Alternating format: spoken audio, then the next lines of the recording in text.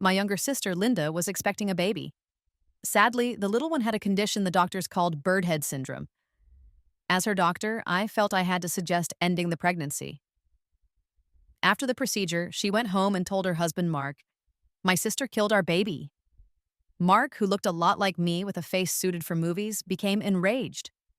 That very same day, I discovered I was pregnant too. Full of anger, Mark pushed me down the flight of stairs. As I lay there dying, my sister Linda shouted that I had just tripped. She was busy making excuses for him instead of calling an ambulance. Both my baby and I died. Then I woke up. It was the day of Linda's ultrasound again. I saw her watery eyes as she asked me what to do. I just smiled. "Why ask me? Ask your husband, Mark," I replied. Linda looked shocked. "But you're the doctor, Sarah. Mark isn't," she protested. Inside, I felt a cold satisfaction. Ah, so now you remember I'm the doctor and he isn't. In my previous life, I'd warned Linda, even before she got pregnant, that this condition ran in families and could be passed down. She ignored me and got pregnant anyway. Then she came to me upset, asking how it happened, even though she used protection. Am I just really fertile, sis? I'm already pregnant now. I want to take the chance. You'll help me, won't you? Once she'd decided, all I could do was tell her to come for regular checkups to watch the baby's development. Sadly, the news wasn't good.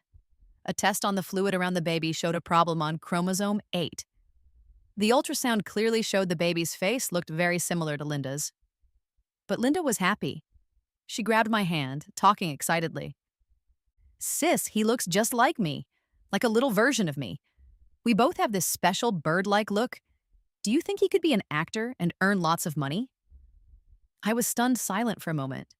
Then, I carefully explained that the baby had facial differences and likely other developmental problems too. I even called everyone I knew to get a top genetics professor involved. The professor suggested Linda and Mark get a special gene test called whole exome sequencing to get clear answers about the baby's health.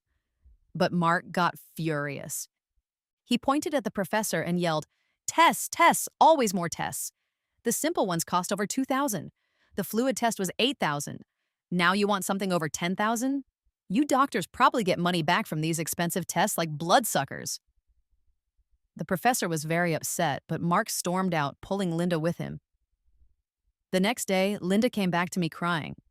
With a sigh, I told her, "Bring Mark, let's do the big gene test. If not, you really need to consider ending the pregnancy." "But the baby is 6 months old. It can move." "I can't give him up," she cried. Even though I wanted to push her more, I stayed professional and calmly repeated the facts about the baby's condition. Finally, crying, Linda agreed to the abortion. I had no idea what disaster would follow that choice. Even though Linda agreed, she regretted it after the surgery. She went home crying to Mark. "My sister killed our baby. He looked just like me. He could have been famous." Mark lost control. While my own husband was away on business, Mark forced his way into my home, drunk. "Why did you kill my child?" he demanded. Because I was Linda's main doctor and had done the abortion, even though I acted only out of medical duty, they blamed me. Mark smashed things in my house. I tried to protect my small baby bump and sneak out to call the police, but he saw me. He looked at me with pure hate. "You're pregnant? Why did my child have to die while you get to have one? How can a cold woman like you be a mother?" Like an angry bull, Mark rushed at me. I tried to defend myself, but my leg suddenly cramped up. In that moment of weakness, he pushed me with all his strength.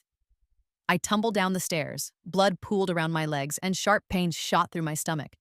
I thought I heard a baby crying nearby. As I lost consciousness, I saw Linda arrive. She cried out, "Sis, how could you be so clumsy and fall?" Right before death, her first thought wasn't to save me, but to give Mark an excuse. As my life faded, my last thought was, if I get another chance, I'll stay far away from their problems. They can do whatever they want. Just leave me out of it. Amazingly, fate gave me that second chance. Now it felt like history was repeating. But when Linda talked to Mark after the ultrasound this time, he made the same foolish comment. Back when my mom was young, nobody had ultrasounds, and we all turned out fine. How can they tell anything from scans? I bet those machines hurt the baby. My neighbor said hospitals make up problems to get you to pay for expensive tests. Don't believe them. When my mother told me this, I almost laughed out loud. Linda used to brag that Mark went to college, trying to make him seem as smart as me. But who with a college education would say such silly things? Plus, I graduated from a top university, not some basic college like Mark did. The next day, I took time off work to miss Linda's follow-up appointment. I heard later from a coworker that Mark went with her and still caused trouble. What do you mean? My wife and I are perfectly healthy. How can our child have facial problems, be slow, and not grow well? Hearing Mark talk like that, Linda got a bit defensive too. The baby just looks unique. It's a natural actor's face. How dare you call it a facial problem? The expert, sounding as tired as I once felt, tried to explain. Even ignoring the bird-like features, your baby's other growth signs are behind compared to babies of the same age. That's already a sign something is wrong. Mark didn't look worried. He's just a bit small, right? We'll just feed him more when we get home. Linda nodded, agreeing with Mark. Problems with chromosome 8 can cause learning difficulties and slow growth. Some children have trouble speaking, weak immune systems, seizures, and mood problems. The expert pushed them to get the full gene test, but the more he explained, the angrier Mark and Linda looked. In the end, it turned into a loud fight and security had to come. Hearing about all this, I felt glad I had stayed away. Last time, it cost me more than just damage to my office. It cost me my life and my babies. That evening, my mom asked me over for dinner. Of course, Linda and Mark were there too. The mood was tense. I ate quietly while Mark spoke up. I want Linda to have this baby, no matter what. We're not doing any more of those costly tests. Ugly or slow, I'll accept him. He's my blood. If Linda is scared of the hard work after the baby is born, I'll divorce her, keep the child, and make sure she doesn't cause trouble for your family. Linda panicked, grabbed Mark's hand, and looked at him with love. Honey, what are you saying? I'll never divorce you. Feeling slightly sick, I couldn't help but gag. They both stared at me. I calmly said, Sorry, pregnancy hormones. The room went quiet. My mom, understanding what I meant, happily rushed off to make offerings to our ancestors. That left just the three of us. Sarah, you're pregnant too, so you should understand how I feel, Mark said, subtly threatening me. I don't want to hear any more talk about Linda ending the pregnancy. Linda then added sourly, Yes, sis, maybe your situation will be worse than mine. I didn't get why my pregnancy bothered them so much. Besides, who said I would get involved again? You two are the parents. How you raise the child is your decision. I'm just the aunt. I don't have a say. Whatever makes you happy, I said. Honestly, I'm curious to see how things turn out for a pretty wife, an average husband, and a baby with bird-like syndrome. 3 months later, Linda had a baby boy. Even though he was born on time, he was tiny, just 2,300 grams, about 5 lbs. His face was wrinkled and didn't look cute like most newborns. He looked a bit frightening. Mark brushed off worries, blaming Linda's difficult pregnancy for the baby's size. To him, looks didn't matter because he saw his son through dad goggles. The problem was Linda wanted to breastfeed but couldn't produce milk. They had to use formula, but the baby, Leo, was allergic to normal formula. He needed a special, very expensive kind. Linda hadn't worked for a while due to the pregnancy, and Mark worked in a repair shop, not earning much. Half his salary went just for the special formula, with nothing left for extra things. Linda wanted to leave Leo with my mom so she could go back to work and ease Mark's financial load, but my mom said no. Linda, your sister is also pregnant, and she has no in-laws to help. I need to look after her. Leaving the baby with my mom would save money, but giving him to Mark's mother would mean paying her living costs. Linda wasn't stupid. She knew which was cheaper, but my mom knew Linda well and didn't give in. Frustrated, Linda confronted me. Sarah, you're so selfish. You can easily afford a babysitter. Why are you taking mom? Her eyes were sunken and she looked exhausted. I sneered. I'm paying mom a salary, 8,000 a month. After my baby arrives, it goes up to 10,000. If you can offer more, I'm sure mom would gladly help you instead. Linda's face turned red with anger. Even though she had less money than me, she was good at making others feel guilty. As the older sister, shouldn't you help me when you see I'm struggling? Why talk about money? I almost laughed. First, your problems are not my fault. Second, my husband and I earn our money through hard work. That's not a reason to guilt trip me. Third, I remember Mark saying if things got too hard, he'd divorce you and keep the child. Maybe you should think about that while the baby is still young. If you're struggling this much already, how will you manage later? She lost her cool completely. She threw every insult she could think of at me, even cursing my unborn baby. Sarah, you're so selfish. Your child will only bring you sorrow. While her insults about me didn't bother me, attacking my baby crossed a line. I slapped her hard across the face. Then I called security to remove her. As she left, she kept cursing, but I didn't care. For every action, there's a reaction. Fair is fair. Without the troublesome pair bothering us this time, my pregnancy went smoothly. A few months later, I gave birth to a healthy, chubby baby girl. My husband was overjoyed, always wanting to show her off online. Among all the nice messages, one comment stood out. It was Linda. What's so great about a daughter? She can't carry on the family name. My husband, never one to back down, replied directly. The old days are over. Sons and daughters are equal now. Linda shot back. Oh, really? A daughter marries and leaves, but a son stays. How is that the same? My husband responded.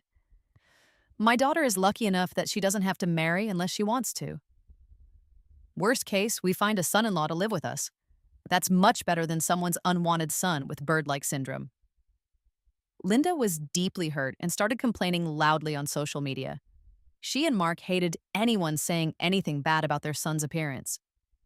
After our big argument, Linda had her mother-in-law watch Leo. But now, her mother-in-law wanted more money for living costs. Their money situation was tight. Linda and Mark couldn't stand people saying their son Leo looked odd or seemed slow.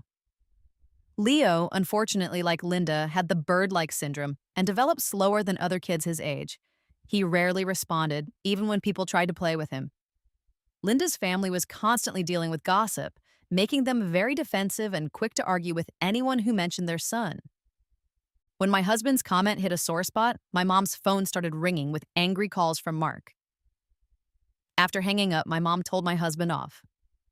Why stir them up? They aren't stable. Shouldn't you be more careful? My husband looked a bit ashamed. Sorry, Mom. I'll watch what I say next time.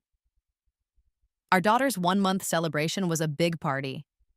Although my in-laws had passed away, the rest of the family gave her lots of gold jewelry. My mom couldn't stop smiling. Our little one is such a gift, like a lucky charm. Even during the happy event, Linda tried to spoil the mood. No matter how special she is, she's still just a girl. My husband replied calmly, better than a troubled son who drags everyone down. People will admire us, not feel sorry for us. My husband knew how to win an argument. Hearing this, Mark, who had been ignoring Linda's comments, couldn't hold back. He kicked a chair over and lunged toward my husband with a bottle. Say that again, I dare you. In my own home, someone thought that it could start a fight? I quickly took Mark down with a martial arts throw, leaving him dizzy on the floor. Did they forget I have a black belt in Taekwondo? If I hadn't been pregnant and had that sudden leg cramp last time, this fool wouldn't have caused me so much trouble. I knew them well. They pick on the weak, but back down when faced with strength. After getting knocked down, they stayed quiet, though Linda glared at me hatefully. Halfway through the party, Mark's mother rushed in carrying Leo. Something's wrong with the baby. The child was bright red, shaking uncontrollably with foam coming from his mouth. My heart sank. It looked like epilepsy. With frequent fevers and occasional seizures, Leo scared his grandmother so much that she refused to care for him anymore. Linda then asked my mom for help again. Mom refused once more. Linda tried to find us at my workplace, which was now in a different city, but couldn't. My husband had also been promoted there, and my mom moved with us. Unable to find us, Linda and Mark started calling my mom constantly. Eventually, my mom felt bad and answered. Linda cried on the phone, begging, "Mom, if you don't help, they'll push me over the edge." Seeing my mom starting to give in, I quickly took the phone. "Linda, every choice was yours. Don't blame others for your hardship. Mom deserves a peaceful life. Staying with us where money isn't as tight is better for her health than constantly serving you." Linda replied angrily, "Sarah, stop acting so superior. Aren't you also making mom help with your child? My daughter is much easier to care for. Sarah, you're so selfish. A cold doctor with no basic kindness." Every time I pointed out her mistakes, she reacted like a cornered animal. I put her on speakerphone so my mom could hear her rant. This time, even my mom had heard enough. "Linda, how can you talk to your sister like that?" Linda, lost in her anger, even insulted my mom, suggesting, "When Sarah is done using you and throws you out, don't expect me to take you in." Linda's words deeply hurt my mom. "Why choose a stranger over my own daughter?" she asked, stunned. Her words shocked us all into silence. Realizing she had gone too far, my mom decided to tell Linda everything. It turned out my mom had found Linda as a baby, abandoned because of her bird-like syndrome. Even though Linda looked more typical than her son, Leo, her birth parents still left her. Out of pity, my mom raised her like her own daughter, treating us equally all these years. "Maybe you really did get the foolish and cruel traits from your birth parents," Mom said sadly. "A totally ungrateful child. All these years, you only knew how to take, never give back. So no, I won't help you. Raising you for so long was more than enough. I don't care. You picked me up, so you have to take care of me." Seeing Linda still didn't understand, my mom angrily hung up. I held Mom's shoulders gently, comforting her until she calmed down. Honestly, I always wondered about Linda's background. If she were my real sister, why did she have this facial difference syndrome when I didn't? Plus, our family had no history of it. But Mom never spoke about it, so I didn't push. It turned out I was right, like attracts like. Strong traits are passed down. Fast forward 3 years. My daughter was now in preschool. Relatives told us Linda and Mark were not doing well. As Leo got older, things seemed worse. He was sick often, still couldn't talk, and had a violent temper. Combined with his appearance, he faced discrimination, which only made his anger worse. A child like that needs constant supervision. Linda never went back to work. She stayed home with him full time. Mark carried the whole financial weight, running around stressed. Even so, they spent more than they earned. Recently, Leo got into a fight with another child and pushed him hard. The child hit his head and was still in the hospital's intensive care unit, close to death. That family was influential and demanding a lot of money. Linda and Mark even sold their house to pay, but it wasn't enough. The family threatened to harm Leo. Terrified, Linda and Mark fled with Leo to another city overnight. Hearing this, I felt a strange sense of, "I told you so." It was just like I thought it would be, but I couldn't feel sorry for them. In my past life, I saw this future and did everything I could to prevent Leo's birth. In the end, they weren't grateful, and it cost me and my baby our lives. This time, they got what they wanted. The child was here. You can't just wish him away. Let them handle it. I never expected to see them again the day after hearing the news. While I was at the hospital, Linda rushed past me with her son. I didn't recognize her at first, but she knew me right away. "Sarah, so you work here. Leo's having another seizure, and I can't get him in to see a specialist. Your doctor here. Get me an appointment." I stared at her for a long moment before I could connect this worn-out woman with the Linda I remembered. Before she married Mark, Linda wasn't beautiful, but she tried. She liked dressing up, buying clothes, and using skincare. With some makeup, she looked okay, maybe a 5 out of 10. But after marrying Mark, she stopped wearing makeup and buying clothes. She always said Mark told her makeup was bad for the skin, and clothes were a waste of money. Over time, she looked plainer and messier. Now she had gray hair, wrinkles around her eyes, dull skin, and looked drained of life. Combined with her facial structure, the change was shocking. She was only 30, but looked older than my mom. I honestly thought some grandmother was bringing her grandson to the hospital. Looking at her desperate eyes, I just asked coolly, "Where's Mark?" Linda paused, catching her breath. "He's busy working." I smirked. "So every time the kid is sick, you're the one bringing him in?" Silence. "Are you the one paying his medical bills too?" Back when Linda married Mark, his family was already deep in debt. Mark's father wasn't healthy either, damaging his liver with bad habits. Every year, he ended up in the hospital and Mark had to pay all the bills, even borrowing money. Linda married into that mess only to help pay off debts. She probably even paid for her own pregnancy costs. She likely survived these years using her savings and the wedding money from Mom. Her silence confirmed everything. I was speechless. Being Mark seemed like a great deal. Get no help from parents, have your wife handle everything, father kids without lifting a finger for them. Linda turned bright red but still defended him. "You don't understand. He hasn't had it easy carrying his parents' debts. I have some savings. Helping out is normal in a marriage. Why count every penny?" Oh, a lost cause in love, I see. I ignored her and tried to leave, but she blocked my way, clearly expecting me to help her get that appointment. I chuckled coldly. "Do you want to know what it feels like to be thrown out by security?"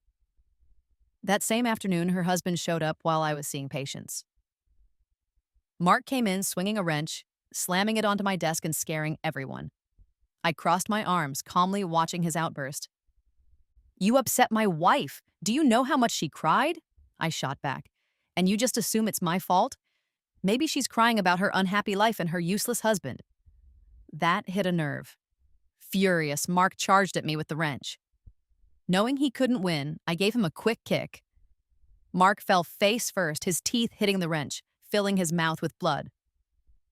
Security quickly grabbed him. Watching him struggle like a flipped turtle, I couldn't help but smirk. It was kind of funny. "Let's call the police." Hearing this, Mark started yelling again. "Sarah, what are you doing? What will happen to your sister and your nephew if I go to jail?" I waved dismissively. "She's not even my real sister, didn't she tell you?" Mark stood there, stunned, until security dragged him away to the police station. They held him for causing trouble. He didn't accept it. He pointed to his broken teeth and dried blood, yelling at the police. "What about her? She beat me up like this." The officer remained serious. "That's called self-defense."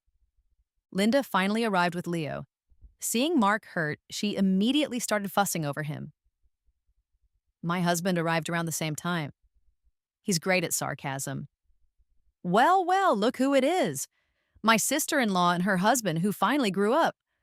Oh man, brother-in-law, who beat you up so bad?" Mark glared at me, furious. "Your perfect wife did this." My husband turned to me, looking very serious. "You messed up, babe." Mark's eyes lit up, thinking my husband would support him. He started exaggerating the story of what I'd done to him, and Linda adding at the end, "You need to control her. A woman shouldn't be in charge. Everyone knows you should keep her in line." He looked at me smugly, sure my husband would scold me. Ha! I had to laugh at his foolish ideas and misplaced confidence. My husband looked just as confused. "Who said I'm going to hit her?" Mark's smile vanished. "I only said she handled it wrong. Honestly, she shouldn't have had to do anything. That's what I'm here for." My husband really knows how to annoy someone. Mark was speechless. Linda glared fiercely at me. "Did you really have to cause such a big drama?" "Make drama? By your logic, when your husband storms into my clinic acting like a maniac, I should just sit there, let him hit me, and then ask if his hand hurts. You think your problems are everyone else's fault?" My husband added, "Exactly. If you know he's crazy, keep him on a leash so he doesn't bite people. Getting rabies shots isn't fun, and I won't let my wife go through that." Linda looked purely hateful. "All right, Sarah. If you want drama, I can play too. You'll regret this." They say similar people stick together. Mark and Linda truly deserved each other. Seeing I wouldn't give in, she took her sad story online. During my pregnancy, tests showed the baby might have problems. My sister, who is a doctor, said it was probably nothing serious, so I had the baby. But he was born with bird face syndrome, grows slowly, gets sick easily, and isn't developing well. I asked my sister for answers, but she ran off with my mom. We never thought about giving up our child. We sold everything, even our house, for his medical care. Recently, my husband confronted my sister and she had him arrested. She's trying to destroy us. With some help from online groups, her fake sad story went viral. People were angry, supporting her against the selfish sister she described me as. Some users found my social media and shared it. My comments filled up with hate. Why didn't you tell your sister to end the pregnancy? If you knew there were problems? Are you happy seeing her suffer? Bird face syndrome is genetic, right? Even if not family, shouldn't you have warned them? Look at her in fancy clothes, showing off her kids, while her sister is struggling. Not helping is bad enough, but why push her down? How can such a cold person be a doctor? People flooded the hospital's website demanding I be fired. I was up for an important review at work. It became a huge online issue, and my boss gently suggested I take a break. A break really meant I was suspended. Linda heard about this and somehow found my home address, showing up with Leo. She had a smug look on her face. Write an apology for my husband. Find him a good job. Pay off the family of the kid Leo hurt. And then support us financially. Maybe then I'll tell people online you said sorry. Otherwise, you might get rotten food thrown at you in public. Mom was furious, ready to chase her away with a broom. I wish I'd left you on the street instead of taking you in. Linda didn't care. Too late now, right? No second chances, huh? Last life, I suggested an abortion. Her husband attacked me, costing my life and my babies. This time, I let her have the child, and now she's attacking me again, ruining my name. How is everything always my fault? Does she want to blame me for every bad thing? I had lost all hope for her. I let my mom push them out. She yelled curses at us as they left. That night, I posted everything I had online, all the proof, including the video from her visit today. Knowing her, I had recorded every interaction with them since the start of this new life. The hospital fights were on camera too. Once everything was public, opinions changed fast. I thought those two were clueless, but they knew everything. Yet they still tried to blame the doctor, sister? It's sad for the poor doctor who told the truth but got accused of ruining the kid's future. They made me see how easily people can be fooled. Wasn't it her husband who wanted the baby? Didn't she say she'd accept him, even if he was odd or slow? So, shouldn't the father take responsibility?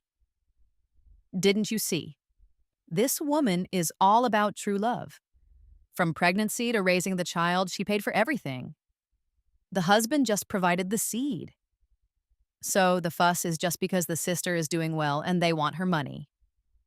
Ridiculous. The husband isn't dead. Why should the sister pay? Jealous because the sister's family is rich, happy, and has a healthy daughter? I have to admit, people online figured it out. At first, they felt sorry for Linda and even sent her money. Once I showed the truth, they were shocked they'd been tricked and started asking Linda for their money back. Linda's brief moment of attention didn't last long, and she went back to her difficult life. Not only that, but she also got called the new true love martyr online. She suddenly vanished from the internet and my life. I quickly got my promotion at work, and my husband got a raise too. Everything seemed to be improving. But I didn't expect Linda to stop focusing on me and start targeting my daughter. She somehow got a job as a cleaner at my daughter's kindergarten. She showed up with a utility knife and kidnapped my daughter, demanding to see me. When I saw the knife cut my daughter's soft skin, my heart broke. Linda, if you have a problem with me, come after me, not my child. Linda's face twisted into a crazy laugh. Why is your daughter active and healthy while my son looks like this, Sarah? It's your fault for not pushing me to end the pregnancy. Why did you send my husband to jail? Why, when things were finally looking better for me, did you expose everything? If you won't let me have a good life, then you won't either. I trembled, trying to stay calm. Linda, murder means prison. If you go to jail, what happens to your son? Hearing Leo's name didn't make Linda pause. His seizures are happening more often. The doctor says he's in pain. If everyone is suffering, let's all go together. A terrible feeling washed over me. My daughter cried out, "Mommy!" The more she cried, the more it hurt me, but I didn't dare move closer. I wasn't fast enough to save my daughter before Linda could use the knife. "Mama!" A small voice made Linda freeze. It was Leo. My husband was holding a pale-looking Leo who stuttered, "Mama!" Linda froze. I used that moment to grab the knife from her. Security quickly pinned her down. She looked towards Leo, mumbling, "Baby can say mama, baby can say mama." But before she could enjoy the moment, Leo threw up a mouthful of blood. "Baby!" she cried, wanting to hold Leo, but the police pulled her towards their car. She struggled uselessly, watching him get farther away. I never thought Linda could be so cruel as to put rat poison in her own son's food. Since medical help arrived fast, Leo's life was saved. My mom felt sorry for him and sent him back to his grandparents. I heard Leo often had seizures and had a bad temper, taking it out on his grandparents. When Mark got out of prison, he took Leo with him. What happened next was their own story. My daughter was very scared after the kidnapping, so I spent more time with her. Thankfully, she studied hard and always got top grades. Just before she started middle school, we heard from the prison that Linda had killed herself. She did it after learning that Mark and Leo had died. After taking Leo, Mark and Leo had a loving father-son relationship for a short time. That ended when Leo's seizures got worse and their money ran out. Needing constant care, Mark couldn't work. Both grandparents were too afraid to handle Leo. The stress got to Mark and he started drinking heavily. When drunk, he would beat Leo. When sober, he would hold him and cry, saying sorry. They hurt each other for years. Leo became more violent. Finally, after another night of drinking, Leo pushed Mark down the stairs during a fight. The impact sent Leo tumbling down too. Father and son both died. When we heard about their deaths, my mom cried, but I felt nothing. How Mark died was exactly like how I died in my past life. What goes around comes around. Linda demanded to see me as soon as she was revived after her attempt. When she saw me, her eyes filled with hate. "Sarah!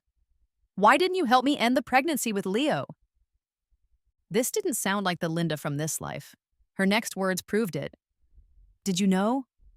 Without Leo, I would have had twin sons later, smart and sweet. They worked hard and took care of me. I had a good life." She had come back too. So where was I then? Linda continued talking about her perfect past life until my question stopped her. "What do you mean? When you were living so well, where was I?" "Your helpful sister." Linda looked away, the hate replaced by worry and panic. I have no idea where you were." Huh. Even after living through such different lives, she hadn't realized I came back too. And she still tried to hide what happened before. Was she stupid or just tricky? "Let me tell you," I said flatly. "I died. Killed by your husband.